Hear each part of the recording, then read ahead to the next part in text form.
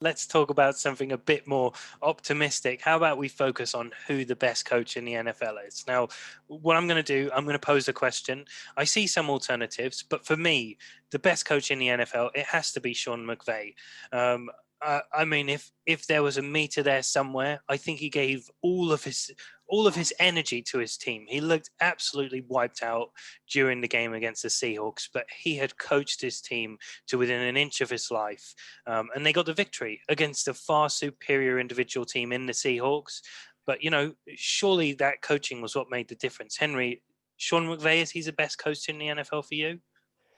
He's in the top echelon for me, and I think we're going to have a little debate in a second about what a top coach is, and the different ways you can be a top coach. For me, Sean McVay is one of those sort of top three that you'd consider. If you were starting an NFL franchise tomorrow, I think he'd be picked very highly. For me, I've said it on the pod before that the best coach in the NFL for me, if I was going to start a franchise tomorrow, would be Kyle Shanahan, and that is for his offensive scheme. He has shown consistently that he can create an offense with great players, or with mediocre playmakers around him. This 49ers team that he's had for the last couple of years has been absolutely ravaged by injuries, particularly the last 2 years. Mediocre quarterback play with Mullins and Garoppolo and CJ Beathard, and still he manages to put his playmakers in positions to make plays. And the reason I'd come to him as the best is because I think there is a gap between him in terms of offensive scheme and everyone else. And I think it's difficult. I think there's a lot of good offensive play callers, and I think they can all do things differently. They're all good at different things. You've got Andy Reid, I think, is in a sort of bracket of his own with the talent that he's got around him at the moment. But his downfield passing, Bruce Arians is known for his downfield passing, and McVay is known for his sort of wide receiver screens and jet sweeps and innovation like that. For me, Shanahan has consistently puts his playmakers and gets them the ball in the best situations. He can do it all. He can adapt week to week. He's got a successful running scheme, but he also can take advantage of his quarterback strengths. I'm very, very confident that if we see Kyle Shanahan with a league average or above average quarterback, we will see multiple Super Bowls heading to the 49ers over the next few years. That's how confident I am in his ability. Yeah, amazing. Thanks, Henry. And I think, if you were going to distill the two, probably Sean McVay is more of your tweaker, more of your Bill Belichick style, breaking down an opponent, piecing them apart, figuring out what they do well, what they don't do well, and scheming against it. Whereas I would say, completely echo your point. Kyle Shanahan is scheme proof. His is a vision, something which sets the league in a completely different perspective. So yeah, I definitely can see the argument you could make for either of them. Andy Reid, obviously someone who I saw there too. Chris, what about for you? Anyone as a head coach you think could compete with either of those two? I really like Sean McVay. He's quite energetic, as you said. He's already led his team to a Super Bowl in the past. He's a young, offensive thinking head coach, and he's really, really good. He's definitely up there, as Henry said. I echo what he said. Top echelons. For me, it's Andy Reid. He's done it for a long time, and obviously, yes, he's with the Chiefs. I think he deserved his Super Bowl ring that he got. But when you have a team as star-studded as the Chiefs do, I think if you put Sean McVay, if you put Kyle Shanahan in there, I think they would all succeed. But an interesting thing I just wanted to mention is, of all the other AFC teams, all the head coaches have got an association with Andy Reid in some format, similar to how we've seen lots of Bill Belichick and Patriots assistants go on to be certainly have the opportunity to have head coaching jobs. We've got Stefanski, who is apparently an intern under Andy Reid. We had John Harbaugh, who was obviously at the Ravens, and Sean McDermott, who was also an assistant coach to Andy Reid. So there must be something with his guidance that generates good coaching. There must be. Yeah, absolutely. And, I think Sean McDermott could be in with a shout. Probably we need to see a year or two more from him, but he was sort of my fourth best coach. Connor, what about you? Anyone you think is a really good coach, or do you want to just reiterate any of the points we've made already? No, I think to be fair, Chris just touched on him, but didn't really go into too much. And I think as probably more of a learning head coach as well. I'm not too sure about like his history going the whole way back, but John Harborough, he obviously has done a fantastic job with the team that he's got, and I say that it's a learning one as someone who's probably up there as one of the better head coaches as well, is because obviously they learned from last season. We're seeing it happen right now. We're in the middle of it, as to how they could then go on to win their playoff game with Lamar Jackson. Obviously, we put a lot of that weight on Jackson's shoulders, but it's also very similar for him as well as to his impact coming out of college football just a few years ago, and now coming in to do this with this team.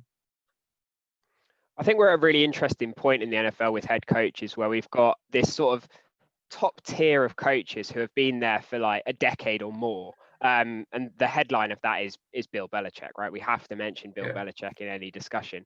This is where we can sort of begin the debate about what means you're a good coach, because Belichick is very much, GM, coach. Let's one coordinator run the offense, let's one coordinator run the defense, but oversees everything, quality control, everything, player evaluation, all of that.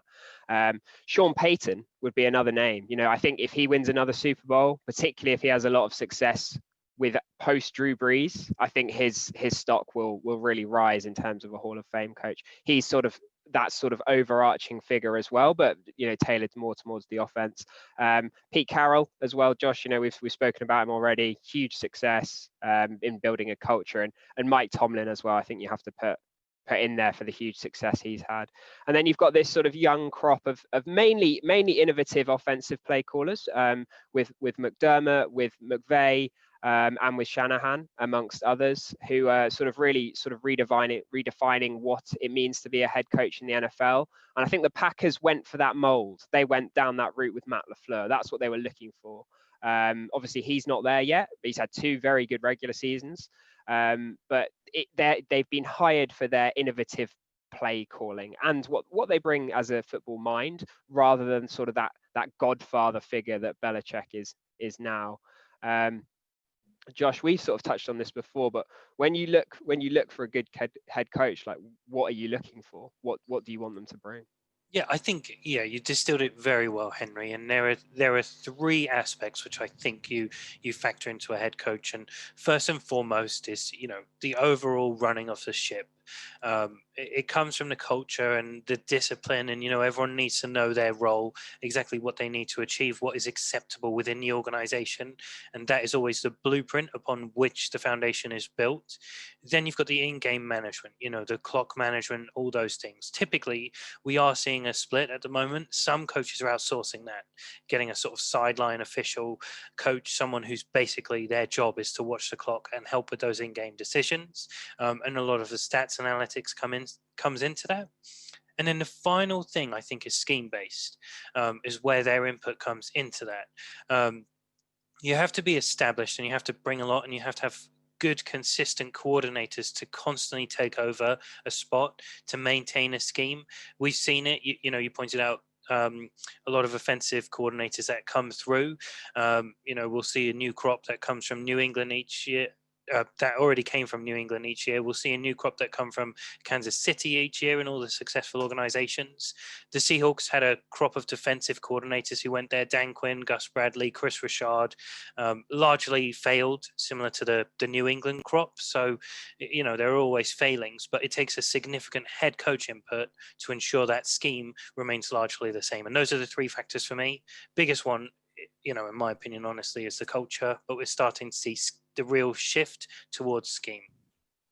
Yeah, I think that's a really good point, Josh. And I think it's difficult, isn't it? Because it's the same, in business or anything. People get promoted by being good at one job, and the role they get promoted to is completely different. So it's difficult to actually make sure that you're promoting someone for the right reasons and giving them that chance. Someone who bucks that sort of innovative young play caller mold at the moment is Robert Saleh, who I think we're all very high on, but as a really high energy defense guy who's no doubt is going to build a great culture. You look at that Niners defense and you see how hard they play and how much they love him. That's definitely more the culture, but with a great defensive scheme there as well. So yeah, lots of things to think about when looking at a head coach for a GM, I think. Yeah, absolutely. And you've always got black sheep, don't you? I mean, if you look at Sean Payton historically, he was the scheme-oriented head coach in a more culture-based era, and now we're moving towards the scheme-based era. And hopefully, Robert Saleh is the black sheep in that scenario, where he's a culture-based coach. So yeah, really look forward to watching his career. Maybe he'll be with the Jets. We've seen that's a potential avenue for him. I think there's like just a counterpoint to what you guys are saying. I'm not saying at all that you would be like wrong or like that I don't agree with it, but I think that there's with the way it's been, I suppose, put at the moment is culture, scheme, two separate things, left, right. But I do like from the way you watch these teams, like obviously we're all into watching our own teams behind the scenes and what goes on with them and how your team kind of comes together. And I do think that it's not that the culture isn't the focus for a team anymore, because I genuinely think that it's almost like a blend of the two, which will need to come together. It has to be a mixture because you have to have the culture there. It might just be that the culture is changing to be a part of these scheme fits, because players nowadays are more competitive than we've ever seen with anyone, and that's in all forms of sport all over the world. That we're seeing such high level of like changing of diets that's happened over the last 20 years, changing of your lifestyle, your living spaces, like having cryo chambers built in your houses, like those sorts of things. That's all down to culture, but that's required from the scheme because you're now working to a much higher, stronger level.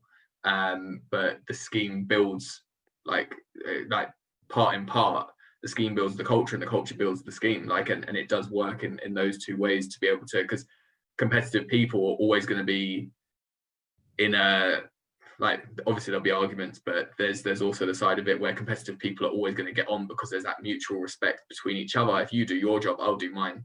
And this scheme now makes us like, if this is the scheme that we're being presented to by our head coach, whatever sort of scheme is going to chuck your way, is that you respect those other players because it's allowed you to go and do those things. And I think the two build massively hand in hand rather than looking at them separately, saying that one form's going out the window because another one's kind of coming in. I think it develops them both in two ways.